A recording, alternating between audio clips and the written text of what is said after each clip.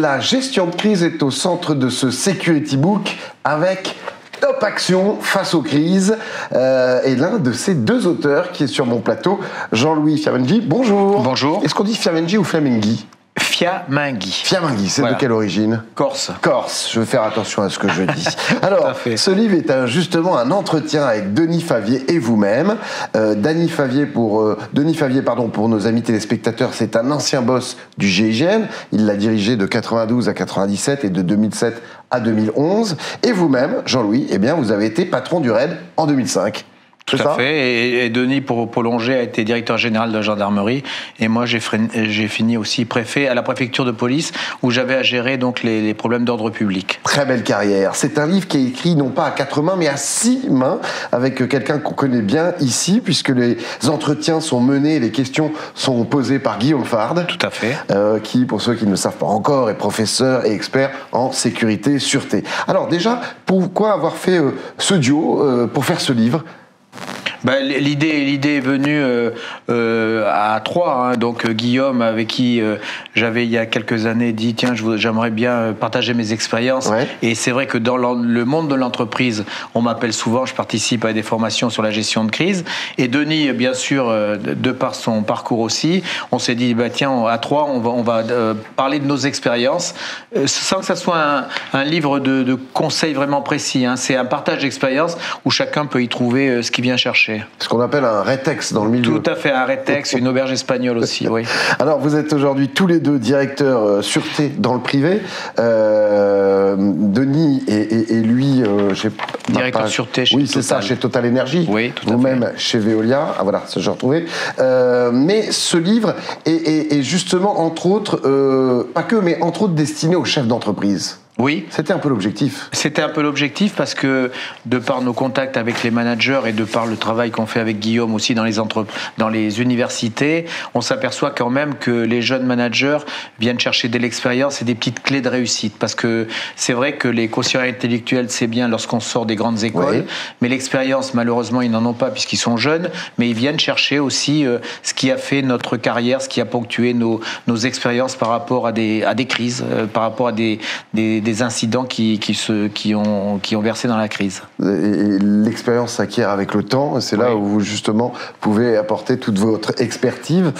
C'est important, c'est dans l'entame de ce livre, vous dites quelque chose tous les deux qui est assez intéressant, c'est que chacun a une vision différente, voire très différente de ce qu'est la crise, mais ce qui importe, c'est avant tout l'humilité avec laquelle on va la traiter. Oui, parce que la crise, bien souvent, on croit que ce sont que des procédures ou des process. C'est faux. C'est l'humain, puisqu'on se retrouve en gestion de crise, chacun avec son ego, chacun avec son parcours. Lorsque je suis directeur financier, je ne commande qu'à des financiers. Lorsqu'on est en gestion de crise, c'est fini tout ça. On doit résoudre des problèmes qui sont finance, communication, etc., mais des problèmes nouveaux, puisqu'on ne les a pas anticipés, malheureusement. Ouais. Et donc, c'est ça qui est important. Si on n'a pas cette humilité, on fonctionne très très mal et on ne trouve pas les bonnes solutions. Alors, dans Top Action face aux crises, il y a un plan qui est assez simple, mais efficace. C'est comme ça que c'est le mieux. Avant la crise, pendant la crise et après la crise. Et pour ces trois phases, eh bien, vous nous avez concocté une sorte de cocktail réalisé avec 3 ingrédients à chaque fois. Et je vous propose qu'on les passe rapidement en revue, ces 3 étapes. Avant la crise, il s'agit de se connaître, se préparer et s'entourer. Oui, tout à fait. Alors, se connaître, c'est le b.a.-ba. Alors, chez Veolia, je parle de Veolia parce que je reprends aussi notre expérience.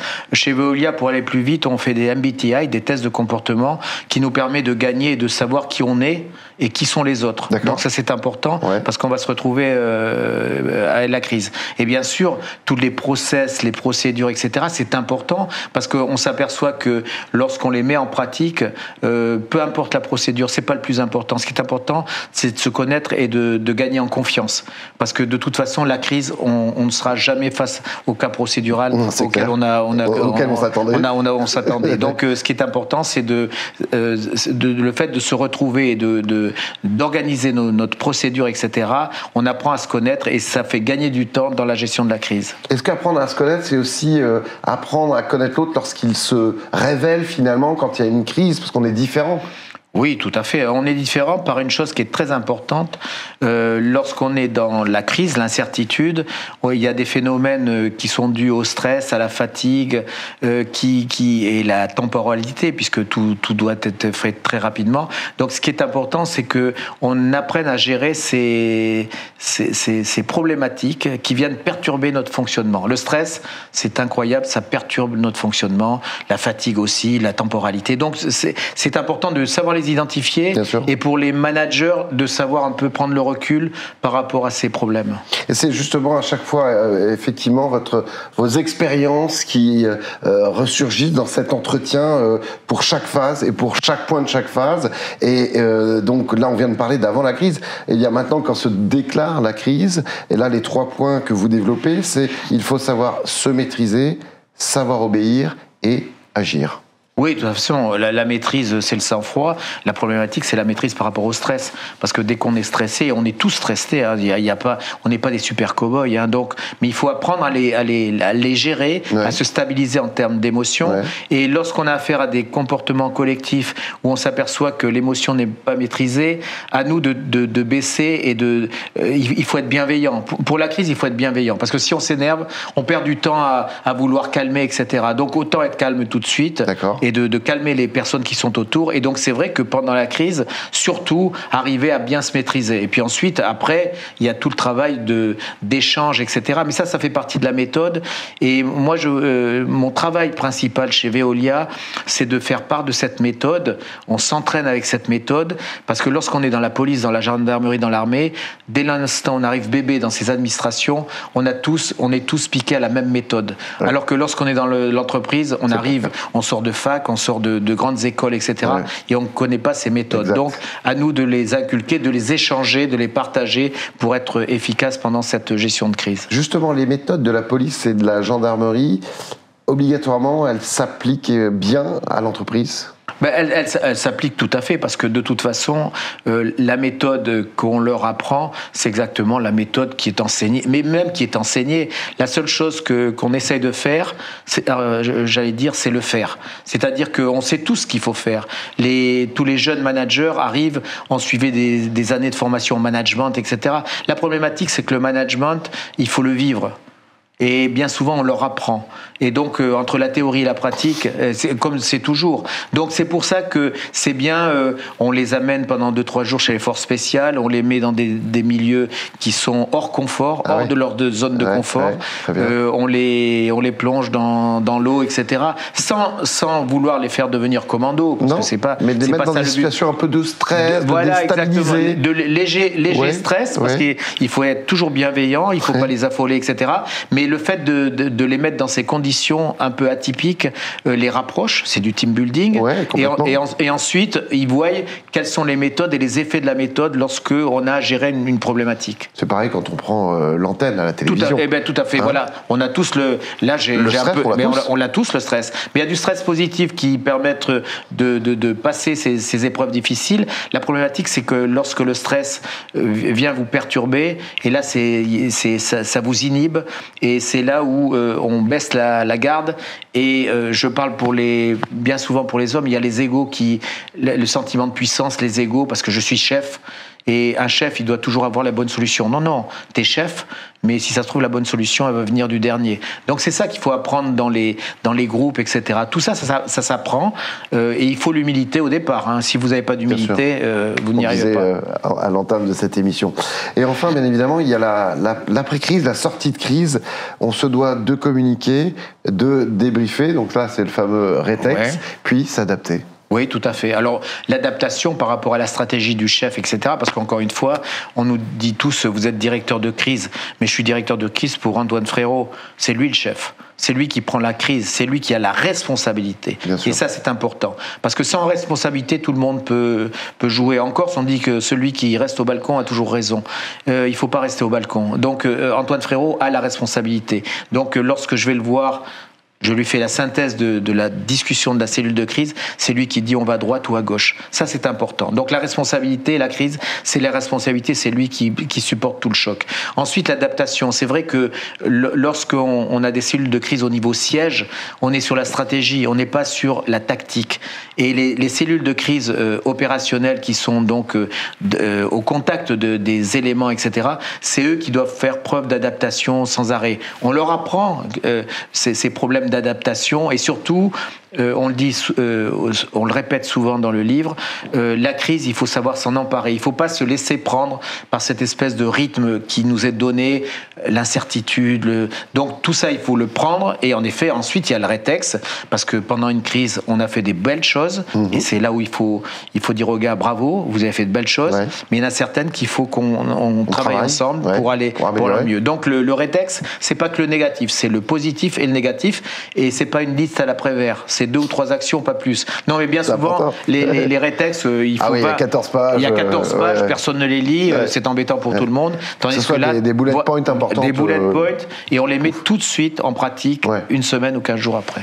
Alors, justement, vous parliez du chef il y a quelques instants, et on le disait en préambule dans cette émission, ce livre est entre autres dédié au chef d'entreprise, mais le chef d'entreprise doit agir de concert avec son directeur sécurité-sûreté. C'est important, si vous le disiez, c'est un travail d'équipe. Oui, moi je le dis souvent, hein, ce qui me donne une certaine légitimité, c'est pas mes 40 ans de fonction publique, mais c'est le travail que j'ai fait avec Antoine Frérot. Il a toute ma confiance, j'ai toute sa confiance, j'adhère à son message stratégique. Là aussi, il faut adhérer au message du chef. Sinon, si le chef ne fait pas adhérer par son projet, bien sûr, en dessous, ça ne suit pas. Donc, c'est un travail de confiance, et la confiance, ça se décide pas au dernier moment, ça s'acquiert au bout de plusieurs années. Et donc, le fait que je sois placé à ses côtés me donne la légitimité, et c'est important par rapport à certaines personnes du COMEX, être légitime par le chef, c'est important dans le privé. Donc, tout ça fait que, après la gestion de crise, c'est difficile, mais on est tous dans la difficulté à la gérer. Oui, on est tous dans le panier. Oui, exactement. D'accord. Ouais. Alors, vous le savez, News Sécurité, c'est un média d'information qui est dédié aux acteurs de la sécurité globale, dont nos amis directeurs sécurité des grandes entreprises françaises qui viennent souvent sur nos plateaux et qui nous regardent. Quels conseils peut-on leur donner pour aborder au mieux une gestion de crise ? Le conseil numéro 1 que je donne et que j'essaye d'échanger avec les managers de Veolia, c'est surtout sur cette méthode qui repose sur 5 piliers, la compréhension, l'imagination, l'organisation, l'action et le débriefing. Donc il faut partir sur une méthode, et ça, encore une fois, une méthode, il faut l'expliquer et le faire. Donc il faut se mettre autour d'une table et puis discuter et savoir ce que veulent dire ces mots et le sens qu'il y a dans ces mots. Ensuite, ce qui est important pour nous et qu'on ne travaille pas assez dans l'entreprise, c'est le débriefing. On ne fait pas assez de débriefing parce qu'on pense que c'est du temps perdu pour rien. Or, ça n'est pas du temps perdu. Et deuxièmement, s'entraîner. C'est là où il y a des impératifs de business, on le sait bien, on est dans le privé. Il faut trouver le milieu pour discuter, pour voir si c'est important ou pas. On peut pas décider qu'il faut 20 exercices, 10 exercices, ça sert à rien du tout, ça. Mais il faut savoir, là on sort d'un exercice de cyber, je suis pas original lorsque je dis ça, on est tellement frappé par ces problèmes de tentative que ça permet à chacun de se retrouver et puis de se mettre en difficulté. Et là aussi, sur les exercices, c'est mon expérience lorsque j'étais au RAID, lorsque j'étais dans le monde anglo-saxon.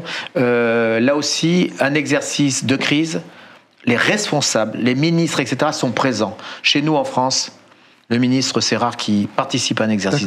Il délègue toujours à son conducteur, mais il délègue toujours. Et ce qui fait que l'exercice manque d'intérêt, on s'embête, et donc il sert à rien du tout. Et les gens n'impriment pas en plus. Alors que lorsque j'ai accompagné diverses délégations, etc., les anglo-saxons sont très présents. Donc ça, c'est vraiment le point en France sur lequel on doit progresser par rapport à d'autres pays, entre autres anglo-saxons. Oui. Vous avez une expertise qui a balayé à l'international. Oui, tout à fait. Alors, quel est peut-être pour vous, vous en parlez souvent des expériences vécues au cours de votre carrière, Denis Favier également. Pour vous, quelle est la plus dure expérience et gestion de crise que vous ayez vécue ? Alors pour moi, ça va vous faire sourire. C'est la Covid. alors que j'étais pas du tout, c'est une crise sanitaire. Oui. Mais franchement, et je pense à tous les jeunes qui étaient présents pendant 3, 4 ou 5 mois, je me rappelle plus, voir Paris vide. Mais c'est incroyable. Et ne rien trouver du tout, ça a été affolant. Et donc, il faut trouver des solutions. La collecte des déchets, l'eau, etc. On a des salariés qui se doivent d'amener ce service, etc. Donc, s'ils s'aperçoivent qu'il n'y a plus personne à la maison, c'est-à-dire chez Veolia, et ils travaillent sans masque, parce que tout ça n'était pas prévu, qu'on se le dise. Hein. Bien sûr. C'était un vrai c'était un nouveau modèle de crise. Mais c'est un nouveau modèle. Mais comme dès l'instant où on parle de crise, hein, si je parle de crise, l'incertitude, c'est toujours nouveau. Bien sûr, mais quand vous gérez une prise d'otage... Mais c'est nouveau, parce que... Elles sont à chaque fois nouvelles, mais c'est à chaque fois une prise d'otage, quand même. Oui, mais il y a l'angoisse de l'intervention qui se dit, est-ce qu'on intervient, est-ce qu'il va se rendre, etc. Et dès l'instant où on a affaire à l'autre, on ne sait jamais ce qu'il va décider pour vous. Donc, il peut y avoir une réaction. Donc, en effet, hormis ces expériences Covid, Ukraine, etc., bon, bien sûr, il y a tout notre passé au sein des unités d'intervention. Vous avez parlé des prises d'otages, c'est vrai que c'est quand même difficile parce que la problématique, s'il y a du physique, il y a de l'abnégation parce que vous amenez vos équipes et vous ne pouvez pas vous permettre à ce qu'un gars ou un otage soit blessé ou tué. C'est très dur. Malheureusement, on a tous assisté à ça, et c'est vrai que le matin, aller dire à la famille votre père est blessé grièvement ou a été tué, c'est difficile. Donc c'est vrai que c'est un stress important. De par votre expérience, le continuum sécurité privée-publique, pour vous, est-ce qu'il a progressé? Est-ce que finalement, chaque jour, une petite brique se rajoute, se met en place, justement, quand survient une crise? Est-ce qu'on l'aborde de mieux en mieux? Alors, le continuum sécurité, pour en avoir discuté souvent avec Jean-Michel Fauvert, qui a été à l'origine de ça, on y est tous favorables. Il y a une différence entre favorable et il se met en place et il se développe. Alors, on y est tous favorables. Alors, est-ce qu'il se développe pas aussi rapidement qu'on le voudrait? Vous, personnellement Oui, moi je fais le constat. D'accord. Le constat, aujourd'hui, le constat, il est simple, hein, c'est que lorsqu'on est dans les rues de Paris, qui voyez-vous? Il y a beaucoup d'agents de sécurité privés qui sont au bord mais pas beaucoup les gens de la police nationale qui passent en voiture, etc. Donc, on a perdu ces habitudes de patrouiller à pied. Tout ça est important. La jonction avec la sécurité privée, qui, elle, n'a pas de qualification, qui est mal payée, etc. Mais qui pourrait être primo-intervenant. Mais bien sûr, mais qui devrait être primo-intervenant. Donc tout ça fait que, avec Jean-Michel, on en a parlé avec le ministre déjà, on veut tout faire, mais la problématique, c'est qu'il y a beaucoup de freins dans nos administrations. Les mentalités sont pas du tout, comme en Espagne, sont pas du tout préparées. Donc on est d'accord, cette chaîne faite de maillons, de gendarmerie, de police municipale et de sécurité privée pour la gestion d'une crise, d'un attentat, c'est fondamental. C'est fondamental. Il va falloir qu'on y aille. Bien sûr, quand on voit les polices municipales maintenant qui sont plus entraînées, plus équipées que les polices nationales ou gendarmerie, il faut absolument leur donner les moyens juridiques de pouvoir... mais la problématique après, c'est qu'on est deux services sur un même territoire, et c'est là où les chefs ont leur importance. Plutôt que faire des guéguerres de chapelle, il faut savoir s'entendre pour la sécurité du citoyen. Ça, c'est un problème, les guerres de chapelle qui ont bien sûr. C'est du management. Hein, Vous avez raison. Vous qui fréquentez, qui déjeunez parfois avec des ministres, des gens qui sont au sommet de l'État, nous, avec un peu de recul, on se dit ils n'ont pas vraiment conscience, ou alors ils freinent d'eux-mêmes cette volonté qu'on a tous que la sécurité privée puisse être aussi un échelon de ce progrès. Parce que le ministre...